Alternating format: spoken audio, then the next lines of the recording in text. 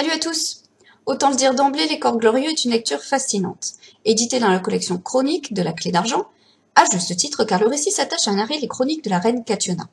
En fait, c'est pas vraiment un roman comme on l'entend, mais plutôt l'histoire, ou les histoires de cette femme pour le moins singulière. Parlons-en justement. D'une force surnaturelle, impitoyable et insoumise, déchaînant les passions, elle-même passionnée, pétrie d'orgueil, Kationa se part des atours de chevalier aussi aisément que de dame de haute lignée.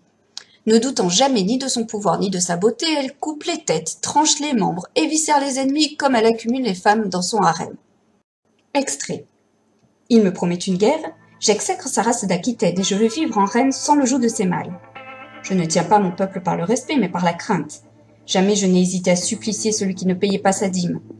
Les fiefs environnants qui ne m'appartiennent pas subissent à chaque instant les assauts de mes chevaliers pour mon ravitaillement.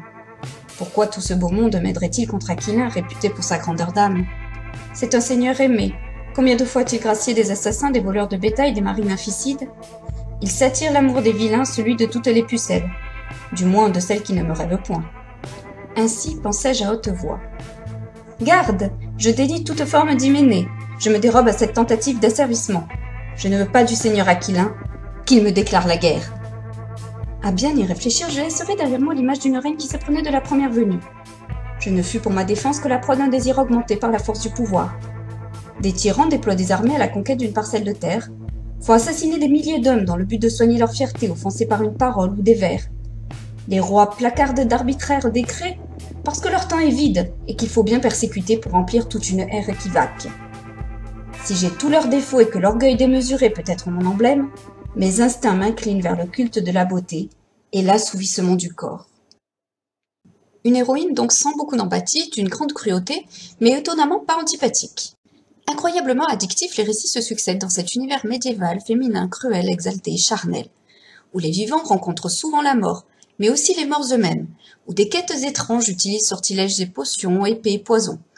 Quêtes féroces mues par le désir et le plaisir, mais aussi par la perte de l'être aimé, où les aventures baroques croisent sirènes étranges, nains dépravés et autres créatures quelque peu différentes des standards habituels. D'une inquiétante étrangeté, les récits s'apprécient comme un cabinet de curiosité, avec fascination. La plume est maîtrisée, envolée, magnifique.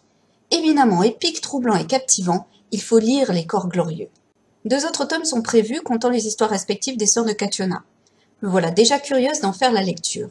Merci au salon Texte et Bulles dans Paris, où la Clé d'Argent se rend chaque année, ainsi qu'à l'auteur et à l'illustrateur pour leur dédicace et leur sympathie. Bonne journée, amis lecteurs!